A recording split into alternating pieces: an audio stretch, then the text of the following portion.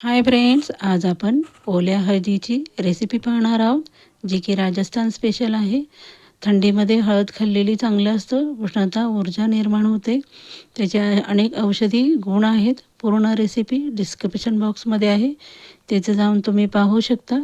आपण छान हळद घेतली आहे, धुतली, त्याचं साल काढलं, वरनं किसून घेतली. त्यासाठी कांदा, कोथिंबीर, ओला मटार, हिरवी मिरची, टॉमॅटो घेतला आहे. त्यानंतर आपण छान कांदा परतून घेतला आहे. सुंदर रेसिपी. त्यामध्ये आपण हिरव्या मिरच्या उभ्या काप करून टाकल्या आहेत.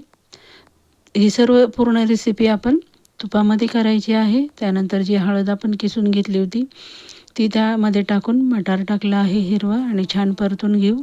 त्यामध्ये आपण दही, हिंग, लाल मिरची पावडर, पावभाजी मसाला आणि काळं तिखट टाकून छान त्यामध्ये टाकून घेणार आहोत. खूप सुंदर अशी रेसिपी, पूर्ण रेसिपी पाहायची आहे. सर्वांचे धन्यवाद.